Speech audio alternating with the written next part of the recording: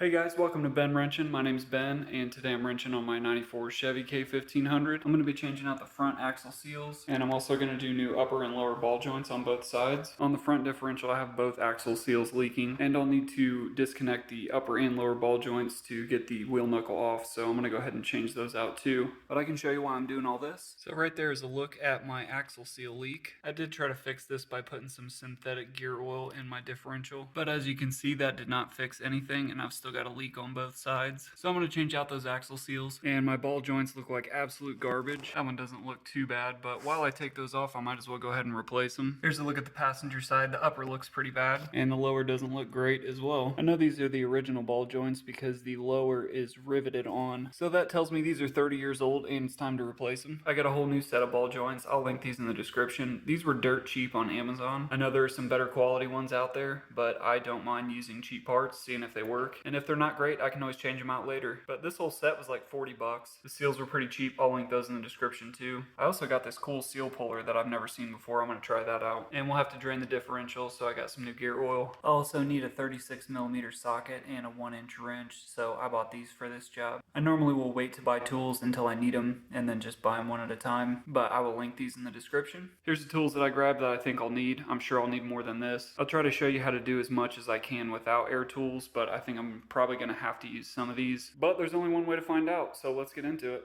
Before I jack the truck up, I'm going to take this cap off and loosen all the lug nuts, as well as the axle nut. So I'll just use a pry bar to get this off. I'll use a long breaker bar with a 22mm socket to break these lug nuts loose before I jack the truck up. And I'll use the 36mm socket to break the axle nut loose. And if you need more leverage, you can put a large wrench on the end of your breaker bar and use that as extra leverage. And since that's bending my breaker bar, I'm going to go ahead and use the impact. And then I'll just go ahead and make sure that I can turn it with the breaker bar before I jack this truck up. And with both sides jacked up, wheels chalked, and the parking brakes engaged, we are ready to start working on this. Now I'll finish getting this wheel off. Here on the passenger side, I went ahead and turned the steering wheel all the way to the left, and that gives you better access to these. I use the 3/8 hex bit. It would probably be a good idea to replace these while you're doing this.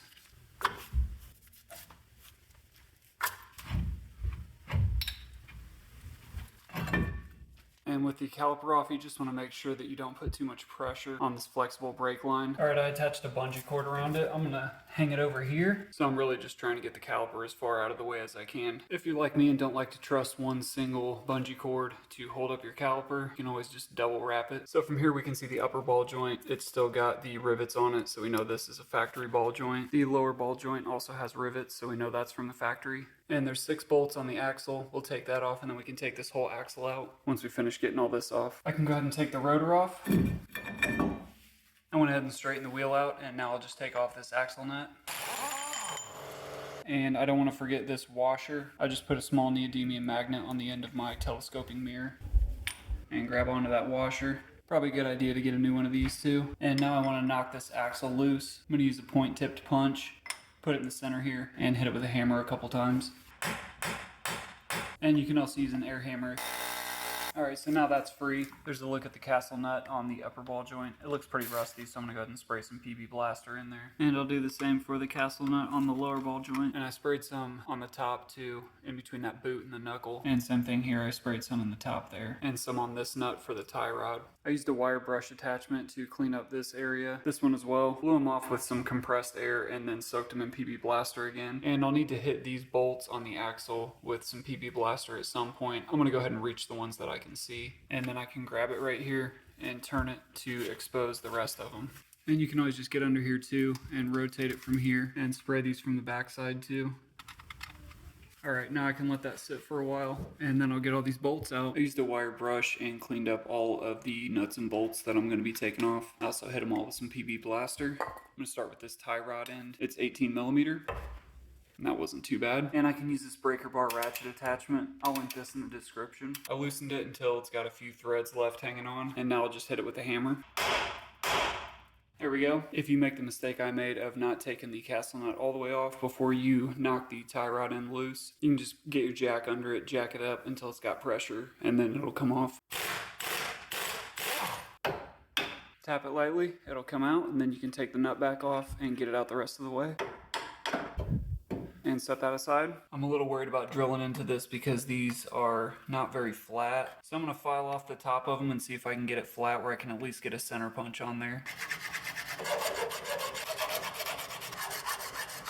Alright, I want to show you a couple of problems that I ran into. The first was getting out this cotter pin on the castle nut on the lower ball joint. I've got a new one in here so I can explain to you what I did. I punched at it from the back until I got this side sticking out far enough that I could cut this, and that would separate it into two pieces, and then I could pull out one piece at a time, and I did get it out. I've heard that you can just go ahead and spin this off, especially if you have an impact. The cotter pin will shear off and you can get it off. I didn't want to do that. I wanted to try to do it the right way, and I probably spent way too much time on it. Got a cotter pin kit. I'll link this in the description. So I've got a new one to replace it. That's no problem now. Another problem I ran into, my bump stop fell off. So that goes right here. This should be attached here.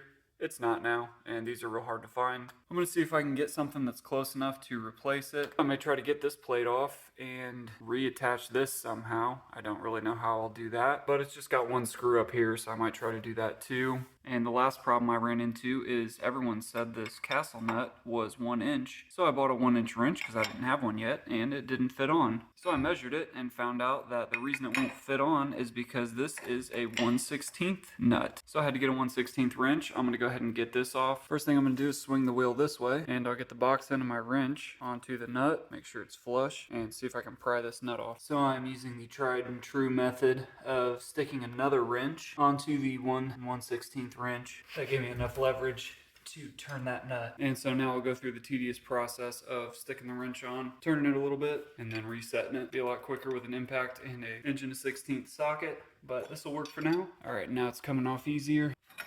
There we go. Castle nut off. I'll go ahead and put it back on a couple threads, and now I can hit it here a couple times until this drops down.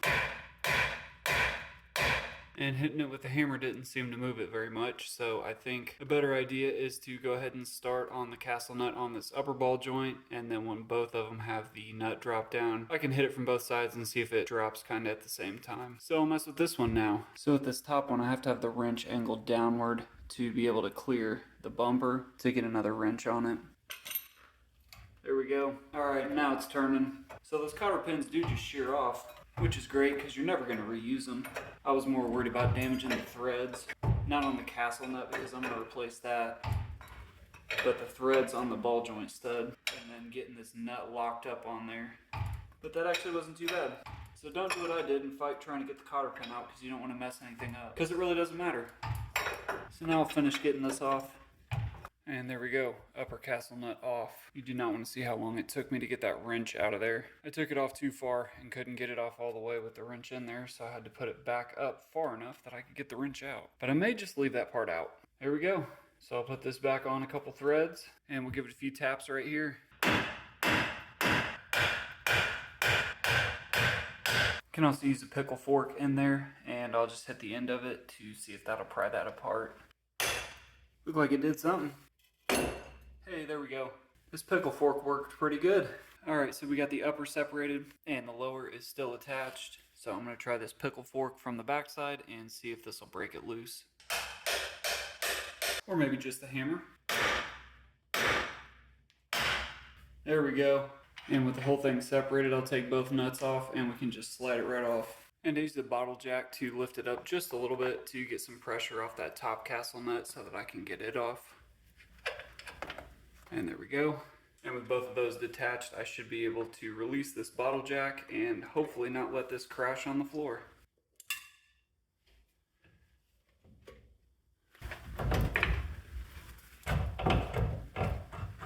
Got the upper out of there. Got the CV axle through. And there I got the whole thing off. So that really wasn't too bad. I did use quite a bit of tools, but with that off, we can work on getting this CV axle out and replacing that seal. And with the knuckle off, I can take a look at the ball joints a little bit better and see that these are in pretty rough shape. So this bottom ball joint, the whole boot was split in half. So that one definitely needed replaced. And the top is not in much better shape because it is completely split open. And so it was time to change both of these. With the knuckle removed and the axle exposed, I'm ready to take the bolts out and remove the axle. But first I need to drain the differential fluid. To get to the differential drain bolt, I'm going to need to take off this cover. It's just got 4 15mm bolts, 2 in the front and 2 in the back. So I'll get those off and then we'll drain the differential. I'm going to use a breaker bar with a 15mm socket to loosen these bolts up. You can spin them off the rest of the way with a ratchet, or you can use an impact.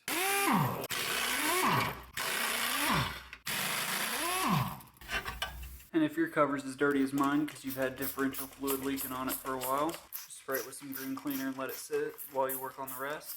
So I'll let that sit for a while. But now that I've got that cover off, I've got my 15mm socket on the fill plug and my 13mm socket on the drain plug. You want to take out the fill plug first to make sure that you're going to be able to fill the differential once you drain the fluid. If I can't get that off, then I won't drain it because I wouldn't be able to fill it again. I know that I'll be able to get mine off because I took it off to fill it with some synthetic differential fluid that I heard might be able to stop the leak. It obviously didn't. So I'm gonna go ahead and take that off just to make sure it's definitely gonna come off again. And then I'll take out this drain plug and we'll drain the differential. Fill plug comes out nice and easy. And the drain plug comes off nice and easy too. And I'll put down some cardboard and a catch pan and I'm gonna spray it with some brake cleaner just to clean up some of that differential fluid that's leaked out before I take the bolts off. And be sure to spray liberally. It will drain better if I take this all the way out, so I'm gonna go ahead and do that. Now you don't wanna get these mixed up, but they are different sizes, so that should be difficult. All right, so fill plug removed. I'm gonna go ahead and remove the drain plug. All right, there we go.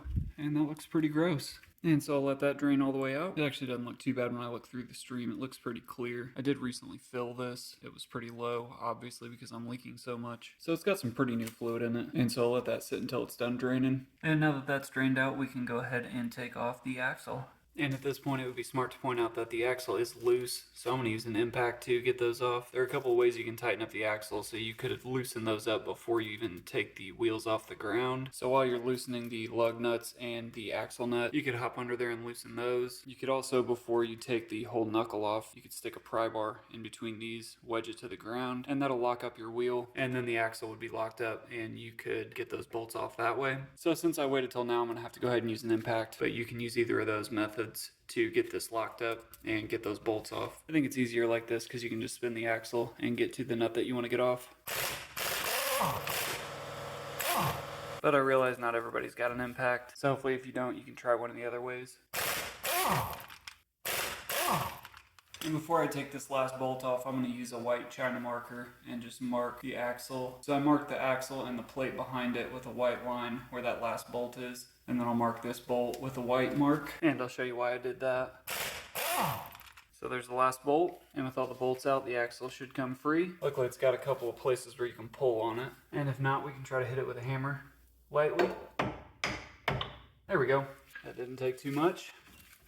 And the axle is out. The sway bar link's in the way. I should change that out because I have one on hand. But you can take that out too and replace it if yours needs it like mine does. One of the reasons that I put a white mark on this bolt is so that I know that that one will go in first and then I can go in reverse order and put these bolts back in the same spots they were already in. You don't have to do that, but it's a good practice if you can remember to do it. And another reason I did that is so that I can line up this bolt hole with this one and put it back on exactly as it was already on. Again, not the biggest deal if you forget to do that. I just like to do it. With the differential drained, I need to get that plate off to get to the seal. And I tried a few different things. I tried hitting it from the back with a hammer. I also tried to use a pry bar and pry it out of there, but neither of those worked very well. And I didn't want to damage that plate. So I decided to go to AutoZone and get some loaner tools. They've got a slide hammer and an axle puller plate. Slide hammer is OEM 57033. And the axle plate is 57032. You can rent these for about 70 bucks. They'll give you the money back once you take these back. You can also buy a slide hammer kit that's got everything you need for this. I'll link that in the description. But I will just bolt this onto the plate and use the slide hammer to pull it out. So using the bolts from the axle, I can just line this up with some of the bolt holes. And it looks like I'll only be able to get 2, but that should be good enough. And I'm probably going to need some large washers. And interestingly enough, the bolts from the protective plate underneath the differential that I took off. There's 4 bolts on that, and I grabbed a couple of those because they've got a washer already on them, and these thread perfectly into those holes. So I'm going to use these for this axle puller, and you got to love it when those kinds of things work out. And now I can just thread this slide hammer into the plate. I'll get as many threads in there as I can. Alright, and that feels pretty good. And I don't have a lot of room to pull this back with, so I'm going to see if this will work.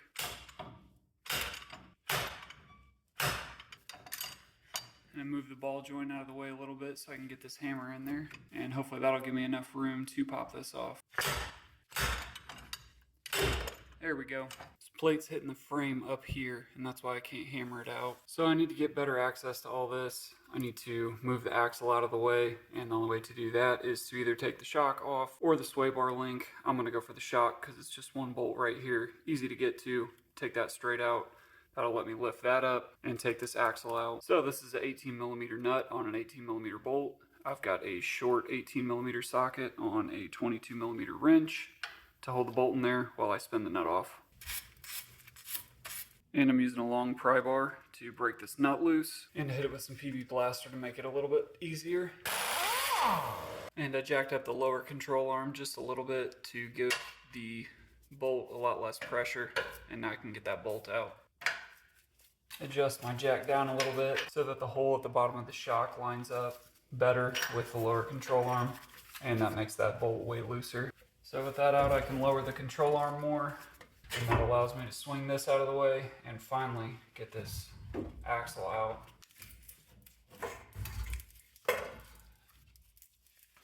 I can get some pressure downward with this pry bar, and I can get the slide hammer in there way easier, and I'll see if I can knock it out.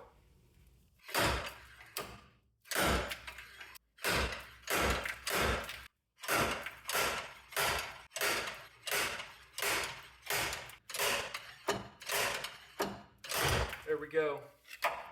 Nice. So I'll go ahead and take this back off and pull the axle all the way out. And now hopefully the axle is not going to hit on anything before it comes all the way out. And of course it is.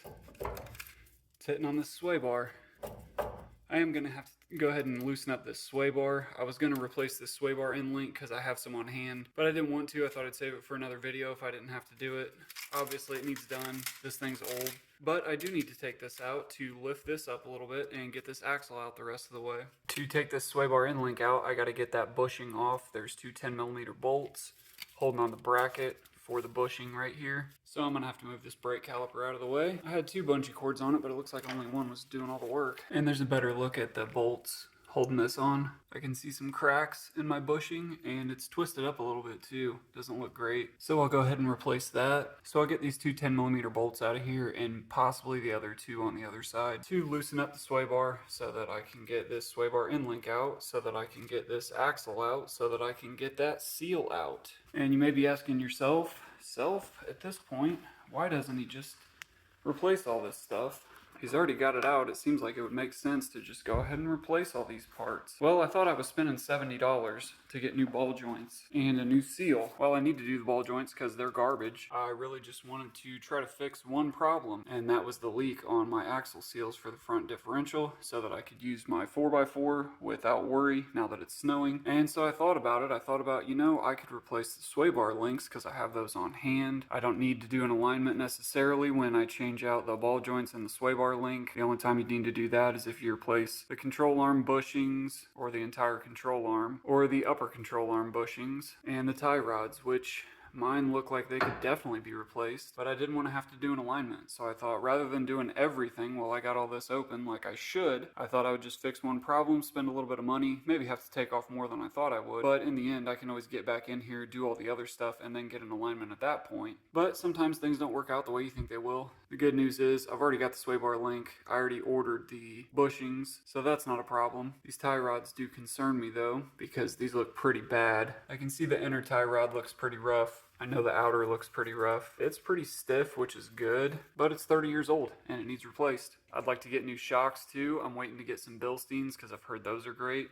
that's what's on the truck, as you can see right there.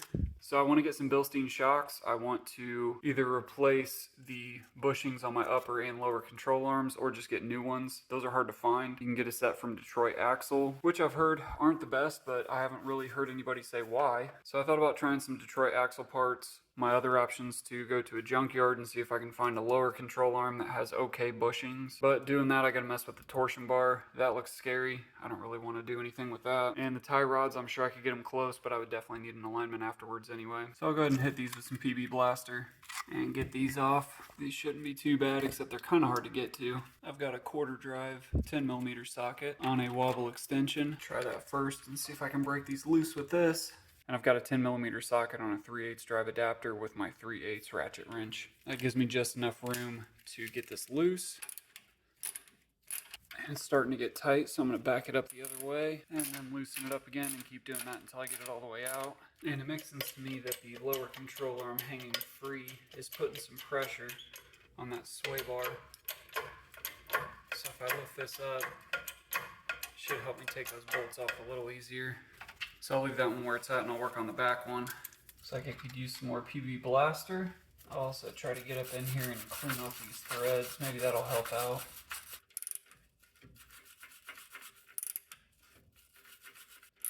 And that made it a lot easier to back out. Switch to a quarter drive socket so I got enough room because this is a long bolt. And while my bolt's stuck in the socket, I can clean it up a little bit. And now hopefully I can back this one out with this quarter drive. There we go. Same thing with this one. I'll go ahead and clean it up while it's stuck in my socket and get the bolt out of the socket by hitting it on the floor. Easy way to get your bolts out. And with those bolts out, I can use a pry bar to get this bracket off. And I can get this bushing out of here and replace this. Doesn't look too bad, but I'm going to go ahead and replace it anyway since I got one. And so I'll go ahead and do the same thing for the other side so that this sway bar is loose and I can turn it. On the driver's side, I haven't even taken off the tire yet, but I can get to this without doing that just yet. And after going back and forth a little bit, now it's coming loose pretty easily.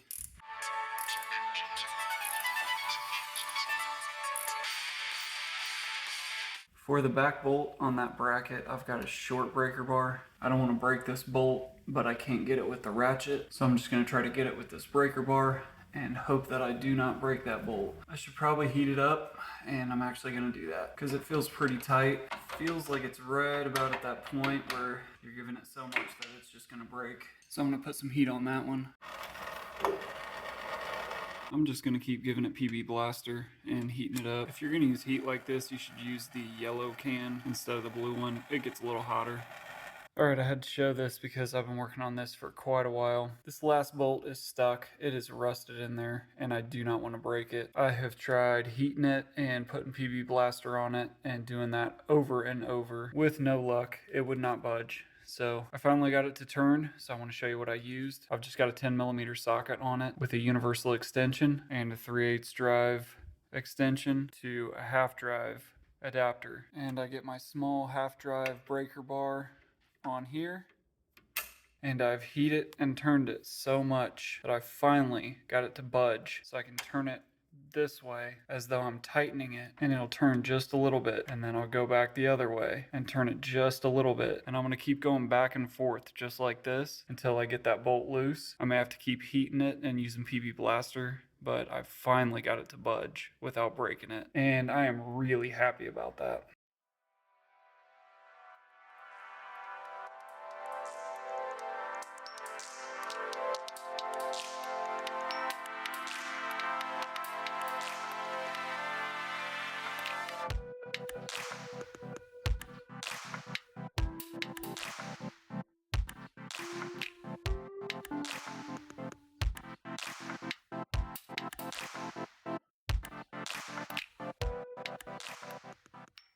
Just for context, here are all the tools that I tried on that one single bolt.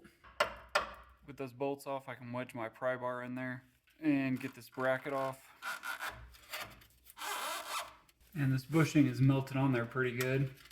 I think the sway bar is just wedging this bushing up in there. Or maybe it is actually just that melted on.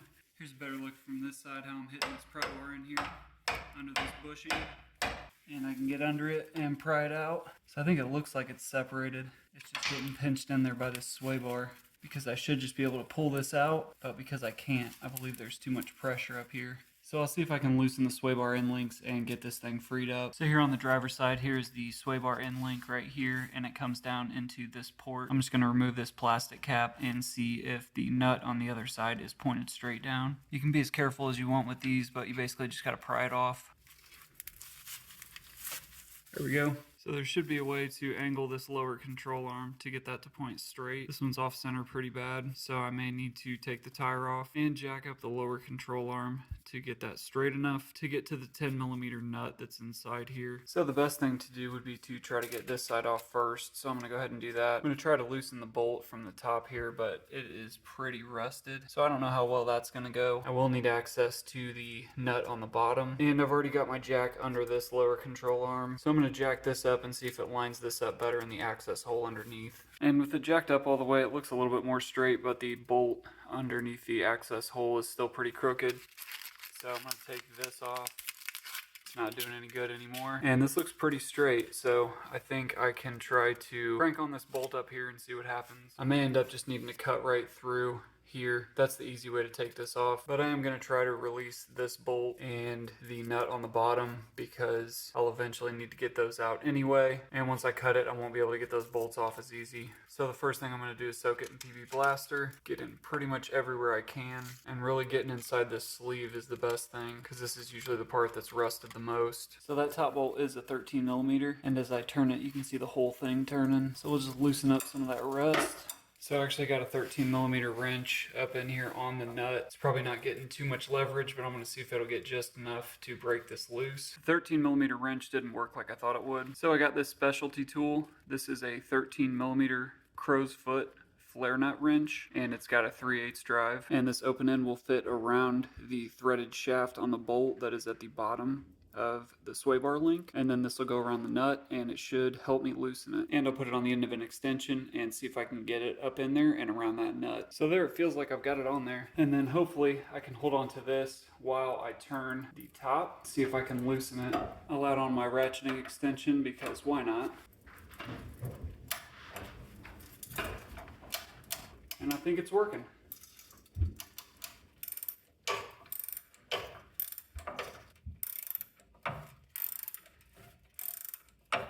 And be sure not to lose your extension in there, because it is hard to get out once you do. The good news is I got it straight enough now that this 13mm long socket fits up in there. And now I've really got it.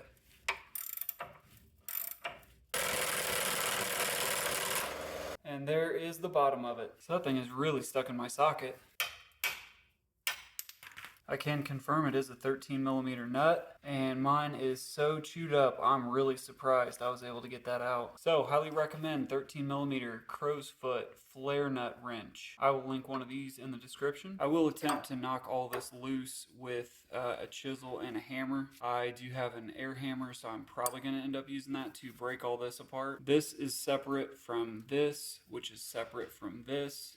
And then there's another on the top that was the same as what was on the bottom. And this is attached to a threaded shaft that goes the whole length of the sway bar end link. So generally the hardest part is getting into this seam here. Usually this piece will be completely rusted, and that's why you won't be able to separate all of this. Mine feels pretty loose. I feel like I can almost bend it with my fingers. So I don't think that this is seized up, which is good news. At this point, I just need to knock this off and hope that this shaft comes loose with it. So I will try it with a hammer first.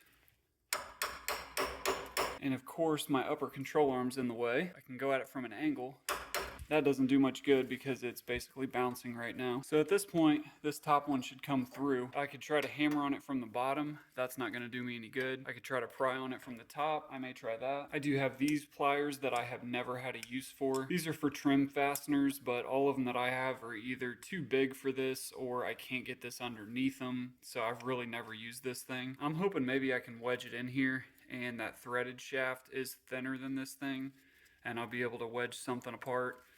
I really doubt it, but I feel like it's worth a shot, and I can confirm that this tool is still useless. So the next thing that I can try is to get inside this seam. I can get some pretty good leverage here, and all I gotta do is split it open enough to get my chisel through this seam. And you can see the rust just pouring out of this thing as I hit it, which is good. Let's knock it loose. I guess a good idea at this point would be to lower the lower control arm and get to the bottom of that sway bar end link. And I will tell you, this project is going slowly, but it is going surely, which is very nice. I'm kind of okay with that. So now I need to knock this free. I'm gonna hit it with a hammer and see what happens. There we go.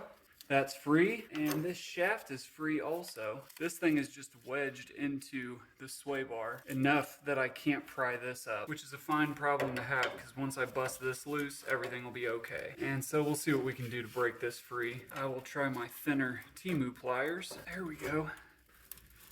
Okay, there we go. Got it. And I just had the best of luck. I can't believe this whole thing came apart. I did not think it would. I thought I was gonna have to bust out the air hammer, but somehow all this rust did not seize this thing up. And I can clean up this shaft since I can't get this washer all the way down.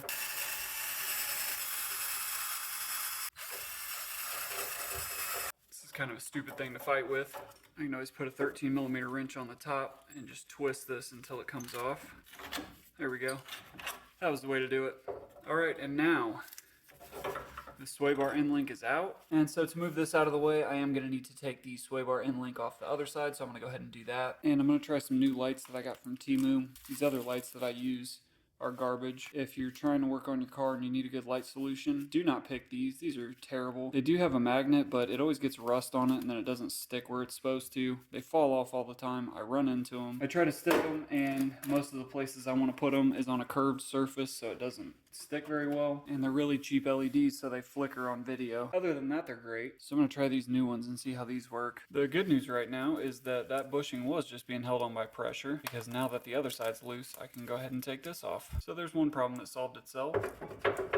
So that allows me to get my 6.13mm impact socket on the bottom of this. There we go. That wasn't too bad. And the reason why that wasn't so hard is because the whole thing just snapped right there. So there is the nut on the bottom of the bushing and the washer at the bottom. So this was up in there like that. When I impacted on it, it just sheared it right off, which is okay because now this is loose. Which means that I can now move this out of the way and get this axle out. Finally. And there we go. And the axle is finally out. How awesome is that?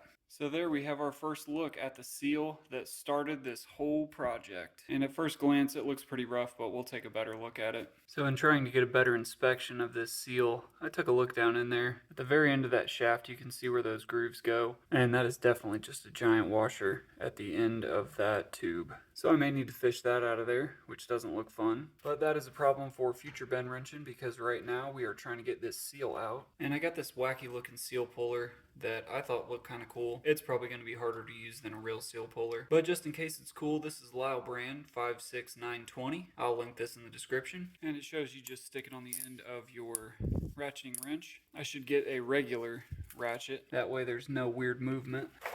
Make sure my catch pan's set and I'll try to pull it out. Oh, there we go. And that wasn't too bad. You can see it looks a little deformed on this side, right around the middle. So we'll compare it to the new one. So the first thing I'll do is clean up some of this. So I'll clean this whole area out. Might hit it with some brake cleaner too. I don't know, we'll see what the day brings. That actually looks pretty clean. Really doesn't look too bad. So there is a carrier bearing right here that you can see that I'm moving. I think it's called a carrier bearing, but it's got those pin style bearings. You just want to check those and make sure they look good. I've heard it's difficult to find the correct bearing. There's really only one or two videos on YouTube that I found, and one guy had gotten the part that AutoZone or whoever told him was the right one, and it was wrong. So I was hesitant to take that out, but you will already have the slide hammer. There's an extension on the slide hammer that goes in and takes out bearings. It's got 3 jaws. You stick it in there, spread it out, and then pull the bearing out. Since you'll already have the slide hammer, all you need is that extension and a new bearing to go ahead and change this out while it's exposed. That would be the best practice. I'm not going to do that. Mine looks fine. And this surface looks good, so I don't expect that my leak is coming from this surface. So before I put the new seal on, I do want to try to get that washer out of the back. I'm going to try a couple of things that may be bad ideas, but it's worth trying. So the first idea is a telescopic magnet. I'm going to see if I can stick this all the way down there and grab that washer so I can get this magnet on that washer and move it up. So I really just need to get that thing in place like that.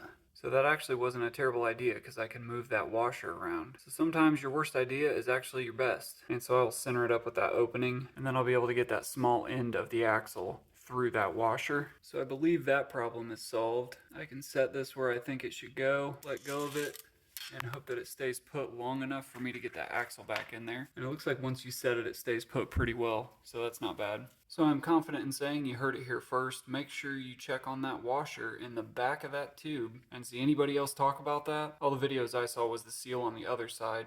So I assume it doesn't have a washer, but this one definitely does. So watch out for that and make sure that you get it reorientated before you put the axle back in. All right, so what did we learn? We learned that this seal puller is pretty awesome. We learned that sometimes your worst ideas are your best. And we also learned that sometimes when you don't know what you're doing, you find out things that nobody else ever told you about. So this has been a cool experience so far. And now back to the seal. So I will compare the old to the new. My new one is by National Oil Seals. This is part number 710101. I will link this in the description, and I can already tell that this one is in a lot better shape as far as the actual seal part of it. It is definitely the same part. So rather than use differential fluid, I'm going to use actual grease to grease up this surface. So I'll put quite a bit of grease on here and then just wipe off the excess. And then I'll spread this around and hopefully that'll work to get this in there. So there we go, I got it greased up pretty good. And I can put some on here because why not? Spread that around and hopefully that'll help out a little bit. And now with it greased up, I'm hoping this will at least seat itself well enough that I can pound it in there. And I'll use my roll of electrical tape and I'll just try to hit it in the center and knock it in there.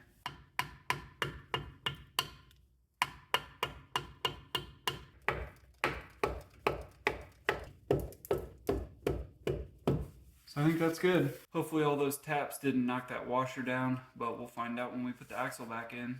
So now I can inspect all the way around and see that the seal is completely flush. So we will call that good enough. And once we cinch the axle down on it, it'll push down any parts that may not be completely flush. So that should be good. And I can see with that new seal in there that that washer is right back where it's not supposed to be. So I'm gonna move that one more time before I put the axle back in.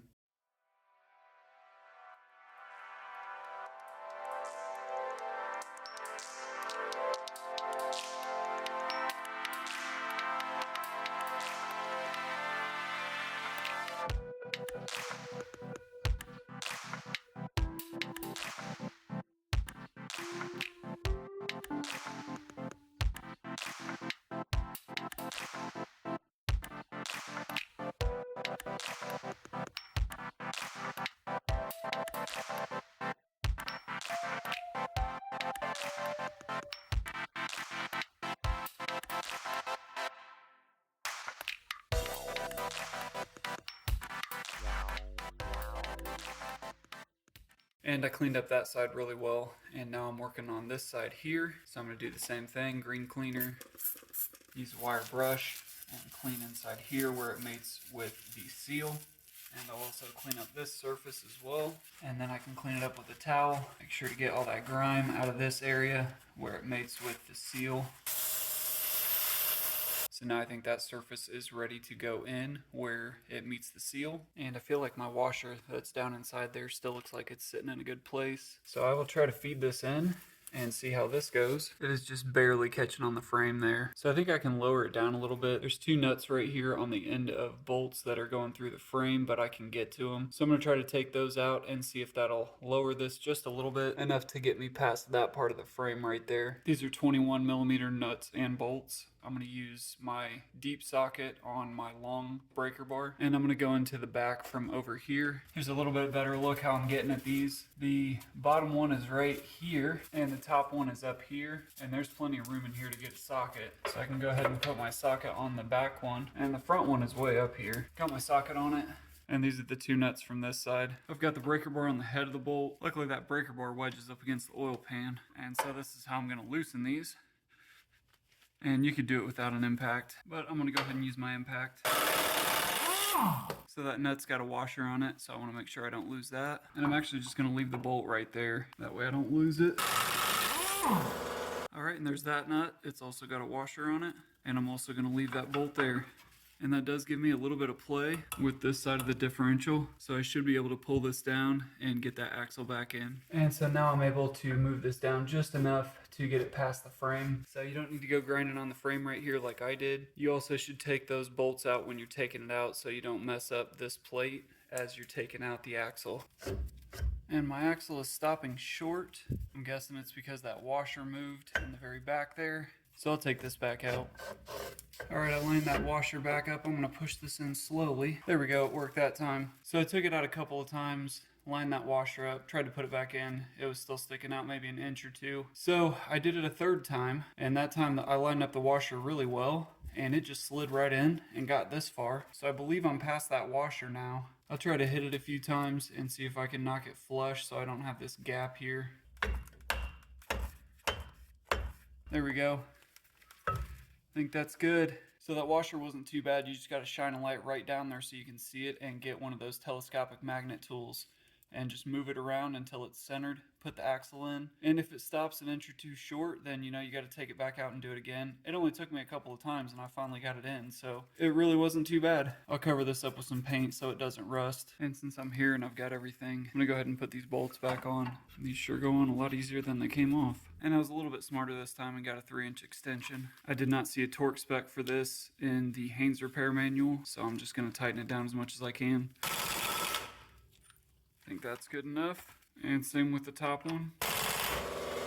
I'd highly recommend a short socket with a 3-inch extension on your breaker bar for that. That was perfect, and I got both of those tightened down. And with the axle back in place, we're ready to start on the ball joint. So I'm gonna start on the upper because it looks a little bit easier to do. So you can do it one of two ways. You can either use an air hammer and chisel off these rivets, or you can drill through them. I'd like to try both methods just to show how to do them. But first, I think I'm gonna need to clean this up a little bit.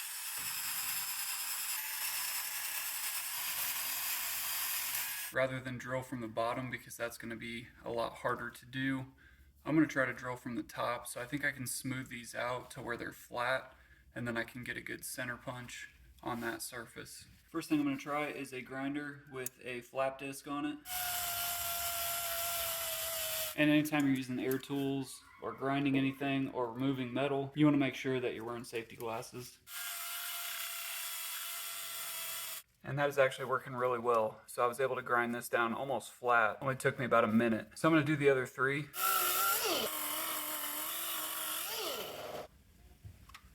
So here's what it looks like after grinding on it and putting some PB Blaster on it. I can see the outside of the shaft of the rivet. It makes a circle right here, so I can tell where the center punch needs to go. So there's a good center punch on that one. So I will try to grind the rest so that I can see that circle where the rivet is and get a good center punch on it. When you're doing a center punch, just hit it one time and then make sure that it's still in there before you hit it a second time. That's what happened here. But I did get a good center punch on all 4 of these. So I am gonna go ahead and try to drill these out. So I've got my battery powered drill and my smallest drill bit. And that's doing absolutely nothing. Need some stronger drill bits. I'll try one that's a little bit larger that has a better point on it. Turn my drill on high and see if that helps.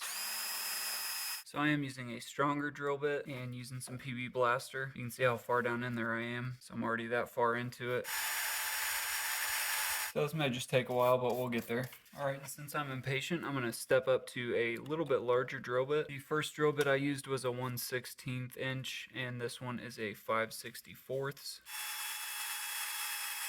It seems to cut better when I pull the drill bit out and clean the metal out of the flutes. Alright, next I'll go for a 3/32. There we go. And I just wanted to get a look and see how centered the drill bit is, and it doesn't look too bad. Alright, so from there I'll just step up my drill bit. So this is a 7/64.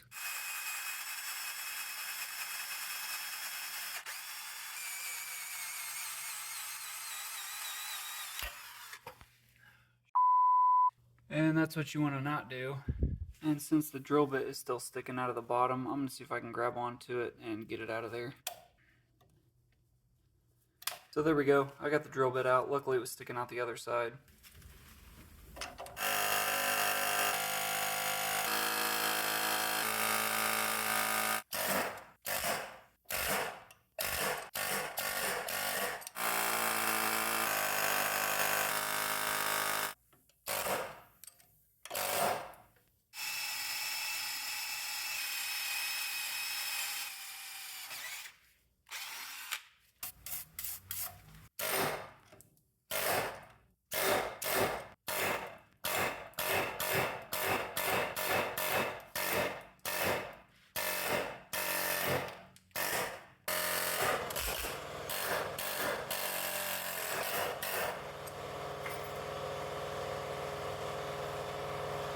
So at this point I just need to get the bottom of these rivets out and then knock the shaft through. Since I've got a hole on this one, I'm going to try to drill into it and see what happens.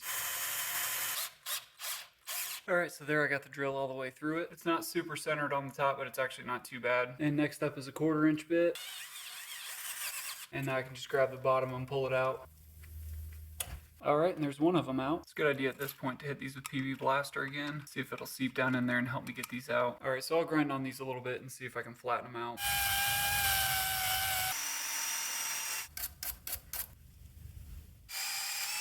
And so now it's just a matter of pulling it out. And now that it's that loose, I can take my punch and put it on the biggest flat here that I can get on and try to punch it through. And once you can see the lip of the control arm right here, you can just get your punch right next to it and pop it out.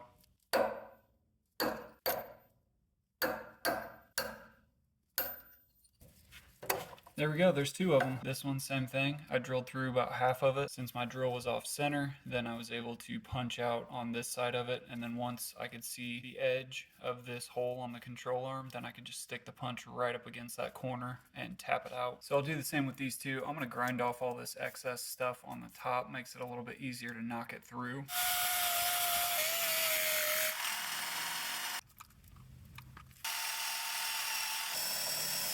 I think there may still be a piece of the drill bit that I broke off stuck into this rivet because it's really hard to drill out. So I'll just keep stepping up my drill bits until I get this out.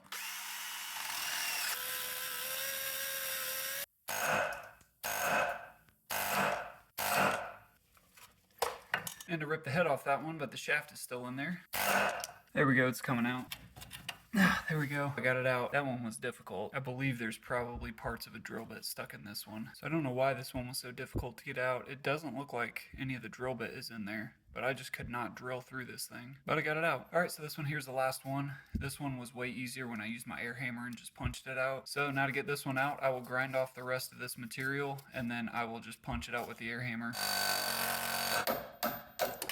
There we go. Last one out. But the easiest way to do this was to use the air hammer on the top and then just grab the bottom with some locking pliers and pull it out. I tried to show a few different ways, but that was the easiest I found. On the bottom ball joint, I'm going to try and go for these top ones because they're so much easier to get to than the bottom. If I was to drill these out, I would try to drill them out from the bottom because the bottom of the rivet is way smaller than the top. But I'm going to go with these with the air hammer and see how it goes.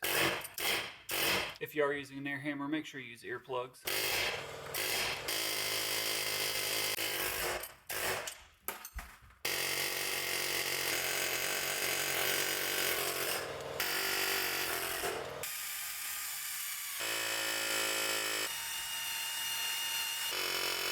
I've drilled a hole from my smallest drill bit all the way up to a 5/16. My next drill bit's a 3/8, so this is going to take off quite a bit of material, but I want to show what it looks like every time I drill through this. So after I've drilled a hole all the way through, I get the next biggest drill bit size, and I run it backwards first, and then I squirt some PB Blaster, and I go real slow and light to start.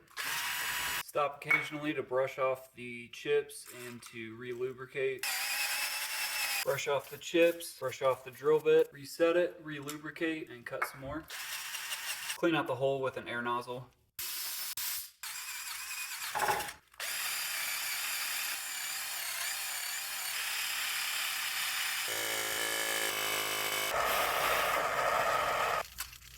Alright, so a quick update because I'm just trying a bunch of different stuff at this point. I drilled all the way through this one. I still couldn't get it off the bottom. I'm going to move on from this. These, I can see the ring that tells me that I have the top of the rivet completely gone. I can't even punch them out with my air hammer. So I'm moving to the bottom and I'm trying to hammer off the rivet on the bottom and seeing if I can use my air hammer from the bottom. I would assume these must be tapered, although I measured this, it's a 1/2 inch. So I'm assuming it's a 1/2 inch shaft rivet. I would think if I drilled all the way through it that it would have come loose, but I could not get the head off of the bottom of this one. So I just punched it off and I figure I can just drill through this with a 1/2 inch drill bit. My drill only goes up to 3/8 bits, so I'm gonna need to borrow a bigger drill from somebody. and I can do that tomorrow. So for today, I'm just gonna try to hammer off the bottom of these rivets and see if I can use my air hammer to punch through the bottom and punch these through the top. I haven't put my bottle jack under there to give me some extra pressure as I was air hammering down. So that is as much clearance as I get. I'm probably just gonna go ahead and do this, see if it works, and update after that. All right, so not only have I knocked the heads off of these rivets, but I've also drilled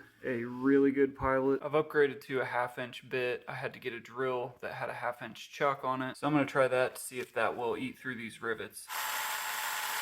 I'm gonna keep trying with this 7/16 bit and see if I can get through a little bit more of this surface area. Try my air hammer again. If that doesn't work, then I'm gonna step up to a 1/2" bit and do the same thing, just drill through this top surface. And now I'll try with a 1/2" bit. And I'll just keep going back and forth between the bit and the air hammer until I get it knocked through. So I can see here that I am all the way through the control arm surface, all the way around, and my air hammer still won't punch it out. So I may just have to drill all the way through these. But I'm gonna try this one more time. Yeah, I think I'm just gonna have to drill all the way through these. I'll stop every once in a while and put some PB Blaster on it to cool the drill bit.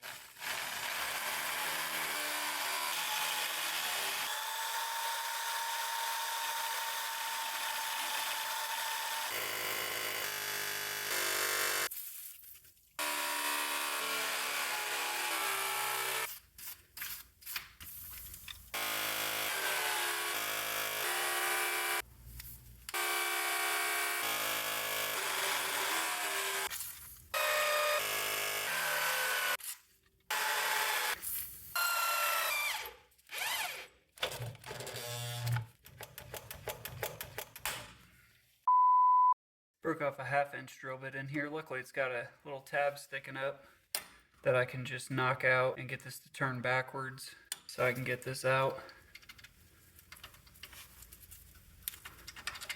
So there goes my 1/2" drill bit. And with as deep as I got in there, I'm gonna see if I can punch this out with the air hammer. There we go. I had to drill through there quite a bit before the air hammer would work to knock that out, but I did get it out, so I'm gonna do the same with the rest of these. I'll just have to get another 1/2" bit. I got 2 of them out. That's the one I drilled all the way through, so that one's pretty much out, so I just got this one left. It would be nice to have like an eyedropper of PB Blaster, that way I don't have to spray this every few seconds. It'd be nice to be able to just drop a couple drops on it as I'm using the drill.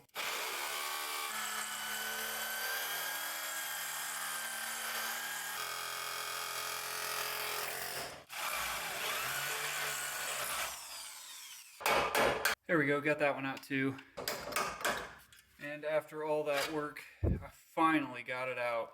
Holy cow, that was tough. So one takeaway that I got from this is that since I was going in at an angle, I was drilling into the area of the actual ball joint rather than drilling straight down. I couldn't drill straight down because this upper control arm was in the way of my drill, so I was kind of going at an angle, which is why my drill marks are angled towards that direction. So that may be one reason it took me a little bit longer. I did not want to take off the upper or the lower control arm because if you do that, you probably need to get an alignment, and I was really just trying to do repairs that don't involve an alignment. So the good news is, other than the fact that my whole wheel well looks like a crime scene, I did get all the parts out that I wanted to trade out. I just need to clean this up a bit, and then I will get the lower ball joint, upper ball joint, and the sway bar link back in. I'll connect the shock absorber. We've already got the axle in, so we're good there. We'll put the half shaft CV axle back in, get the knuckle back on, and then we'll be all set.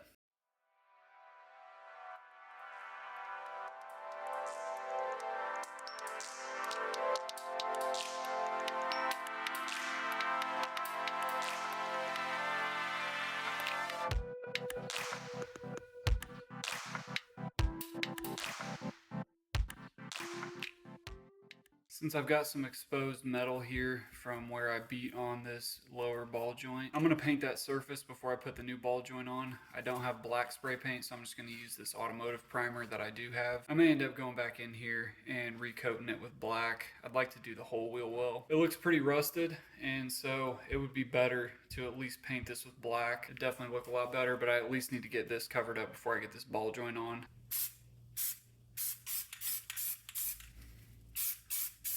So I'm gonna let that dry and then I will get that lower ball joint on. In the meantime, I do want to work on this lower control arm bump stop. Mine fell off. It's got a completely rounded off nut there on the top. It looks like somebody already tried to get this thing off and just quit. So I may not be able to get that off. I'm gonna try. It's just got the one nut that holds it on, so I'm guessing I can find something that's gonna work. Try a few different things to get that nut off. I can't get it, so I'm just gonna air hammer through this bracket.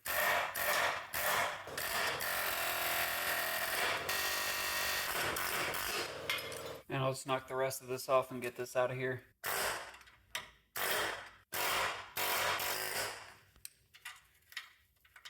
There we go. Got it out. That was pretty stupid. So I cut into it a little bit with the air hammer, but that's okay. I'm just putting the new bracket on there with the new bump stop. So I'll clean this up and paint it too. And I'm gonna clean everything one more time with some brake cleaner, and then I'll paint all this because I did find some black spray paint.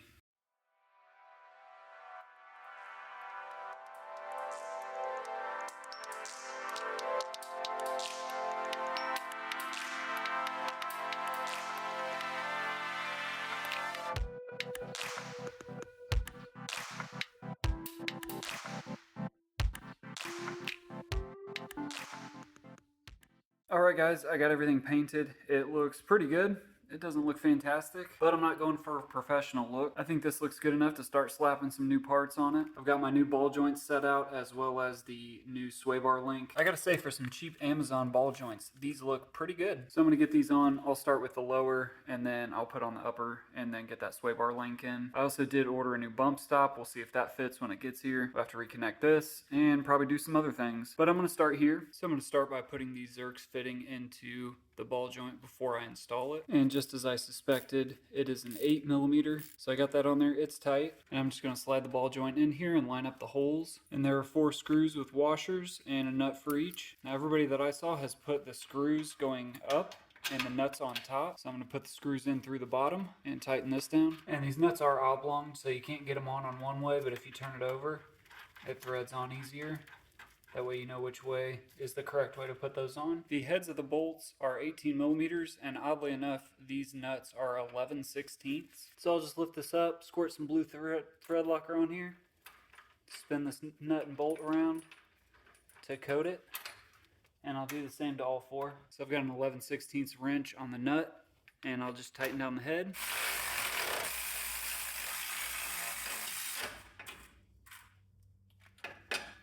And then I'll clean up the extra thread locker with a rag. And there we go, lower ball joint installed. And just for reference, here are all the torque specs for all of the front suspension parts for a 4-wheel drive model, which is what mine is. So pause the video here if you need any of these, but I'm gonna reference these throughout the rest of this video. But ball joint to control arm bolts are only torqued down to 17 foot-pounds, which is kind of surprising to me. And crank these down till I hear a click. And I've got all these torqued down, so now I can move on to installing the upper ball joint. For the upper ball joint, I'm just gonna set it up here and line up these holes. And these bolts came with a lock washer, so I'm gonna put that on the head of the bolt, stick that through the bottom, and thread the nut on top. I'll do the same with all 4. And once I've got those threaded on a little bit, I can add some blue thread locker to these threads. And all these nuts and bolts are 1/2 inch. So I'll get all these tightened down and then I'll go back through with my torque wrench. There we go. And with all those torqued down, I can clean off this thread locker. And there we go. The ball joints are installed way easier than they are removed. So at this point, we can proceed a couple of ways. The way that makes the most sense to me is to go ahead and put the axle in, and then I will attach the sway bar link. And I really didn't do any prep work at all on this axle. So I'll just set this here and then I'll get those bolts put in. I did set the front of the axle on top of my bottle jack to raise it up just a little bit so that I can get these bolts in. And after I got a couple started, I can remove the jack and get in here a little easier. And now I've just got one more bolt to go. So I can go back around, tighten these down until they're finger tight and get that last bolt in there. All right, so there we go. I'll go back around one more time and tighten all these down. And I should have put some kind of anti-seize on these, but I didn't. And with all those tightened by hand, we can go through and use our torque wrench to torque them down to 59 foot-pounds. First, I'll go through with the 15mm ratcheting wrench and tighten them all down. And if the ratcheting side doesn't fit in, I can just use the open end. And I'll tighten all these down as much as I can with the wrench. And then I can come back through with the torque wrench. And at this point, you could try to torque these down, but since the axle is free, it'll be a lot easier to torque torque those down once we get the wheel back on. So I'm going to wait and torque those down at the end. I can still move the axle out of the way far enough to get this bolt back in, so I'm going to go ahead and do that. Luckily, I've still got my jack under the control arm, so I can jack that up until that bolt hole lines up. All right, and I've got this raised up just enough to get this bolt through. So I'll put the washer back on. I'll put a little bit of anti-seize on here. And it looks like this bolt does not have a torque spec. It just says to fasten securely. And you gotta love it when you're at the point in your project where you're turning all of your ratchets back to tighten. So I'll just tighten this down a little bit more. And now we can move on to the sway bar link. As I take this sway bar link apart, I wanna make sure that I keep all the parts in order. I'm gonna install it like this with the nut on the top, because trying to get the nut onto the shaft in this hole upside down is a terrible idea. That is how it was installed from the factory, but it's gonna be a lot easier to stick this shaft through here and put everything on here through the top rather than trying it the other way around. So I'm gonna do it this way. All I need to do is get it where I can get this cap and this nut on there. And one trick, if you don't have enough space to get the cap and the nut on, is to take that top bushing out, put this cap on here, and tighten this nut down a little bit, and that'll cinch everything up a little better. I looked out and found an extra washer and nut in my collection that threads on here. So I'm going to thread this on and tighten this up. And what that's going to do is pull this shaft up further and give me more room, so that when I take this off, I'll have more room to get the cap and the nut on. Just tighten this down as far as I can, and then I'll loosen it back off, and then take it back off. And now I've got a lot more room to get this cap and this nut on. Now I can tighten this down a little bit. I'm not going to tighten it all the way because I still need to get the bushing onto the sway bar. But now at least that's secure, and I can go ahead and start on that bushing. And to get this bushing on, I'll just open it up and slide it around the sway bar. And then I just need to rotate it so that the flat part is on the top. And I'll need to lower the control arm back down so I can get this mount around this bushing. And then I can use a pry bar to pry this up into place. And I'll get this front bolt lined up first, since it's going to be harder to get to. And I at least got it started. And I can do the same with the back bolt. And then I can use a long 10mm socket to tighten these down a little bit more. And I'm trying to make sure I tighten these evenly as I go, so that the bracket will cinch down onto the bushing better. And I think before I tighten this down anymore, I'm actually going to end this video here, because I don't want to tighten that down until I replace the other sway bar link. And before I replace this one, I want to go ahead and do the seal and the ball joints on this side. So I think I'll just have to make a separate video on this side of the truck. I'm going to do the same thing over here, just the upper lower ball joint, the axle seal, as well as the sway bar link. It's going to be pretty much the same process, except the internals on the axle are a little bit different. So I'll try to make that video a little quicker and kind of just highlight some of the differences from that side to this side. But I kind of need to take a break and regroup. I got tools everywhere, and I really need to clean up my tools, move everything over to the other side, and start on that side before I button this side up. So that's it for this video. Stay tuned for part 2, and wish me luck cleaning up all my tools. Thanks for watching, guys, and I'll see you in part 2.